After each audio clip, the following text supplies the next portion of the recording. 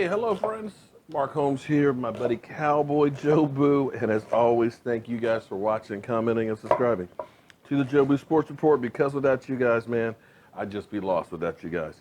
It's week number 9. It's game day morning. I'm here busy in the kitchen getting ready for my pregame meal. And of course, you know our Dallas Cowboys. There's always tons of twists and turns. Literally, you cannot sleep on the Dallas Cowboys. I mean, seriously, you cannot physically go to bed and sleep on them because news always changes on it. We have so many storylines today, it's not even funny. We have Zeke Elliott situation. We're hearing rumors that the Zeke Elliott's attorneys have actually been talking to the NFL trying to settle this, maybe go with a reduced suspension and all that. My take on that is I would love for something to happen and just be done with it. I think it's a distraction for everybody. As far as on the team, even the other teams that are playing us, you know, they're game planning for not having Zeke or having Zeke. You got guys like Alfred Morris who are, you know, basically on a roller coaster ride. Am I starting this week? Am I not starting? And quite frankly, I think it's a black eye for everybody involved. Unfortunately, there are no winners in this one. Domestic violence is truly a problem in this country, but I don't know that this case has helped to change, make it any better for anybody else. In fact, I dare say it may even make it more difficult because after what has gone through and transpired on this, nobody looks good. Tiffany, I don't know. I'm not there. There's only 2 people that really know what went on. But Tiffany definitely has been through the ringer. Zeke Elliott's been through the ringer. The NFL looks like they're vengeful. It just is bad all the way around. We would love to just be able to get back to talking about football. And we'll see what happens tomorrow. But today we've got the Kansas City Chiefs, who were formerly the Dallas Texans and got basically run out of Texas and became the Kansas City Chiefs. So you've got that storyline. You've got Kareem Hunt. And between him and Zeke Elliott, the 2 of them have been basically the leading running backs for the last 22 weeks, which is kind of phenomenal when you think about it. Now, I would, for one, would love to see Zeke Elliott play the rest of the season and end up getting the rushing record, but that's going to have to wait. You've got David Irving. I talked about him earlier today. David Irving, who I now can understand why he has been doing the national anthem protest.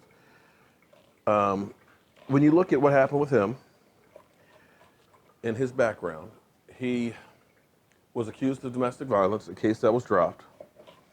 And there were protests at Iowa State that he was part of. And unfortunately, being 6'7", you know, he is basically like an eclipse. Being 6'7", walking around carrying a stop sign, you kind of stand out.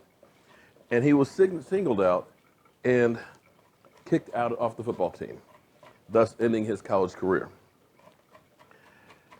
Problem was he wasn't a big enough name player where other teams would just go ahead and say, hey, you know, we got to check this guy out. He could be a baller. He was basically a nobody on a small school.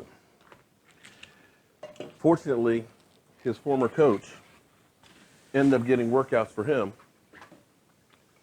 So you had 7 teams that came and checked him out. Kansas City fortunately signed him. And the Cowboys were wise enough to steal him basically off the practice squad. So I look for him to kind of go off, to kind of show Kansas City, 1, thank you guys for giving me the chance. 2, kind of let you know what you guys messed up on. Then you've got, for all of you Romo-sexuals out there, all of you guys that still have not let it go with Tony Romo, you've got Tony Romo calling the game.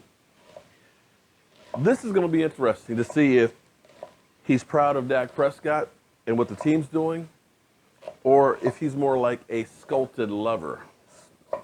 Sculpted? Sculpted. Oh, excuse me. I definitely messed that up. Jilted lover, excuse me. You know, seeing his old team now with a new girlfriend. And to see how he basically calls the game. And I wonder if he's going to be calling out all the plays, because Lord knows Jason Garrett never changes the offense. So he definitely has the advantage of knowing what's coming next. So if that wasn't enough, we've got the Eagles playing up early against the Denver Broncos. Everybody's now hottie of the week. Everybody has them as the #1 team in the NFL.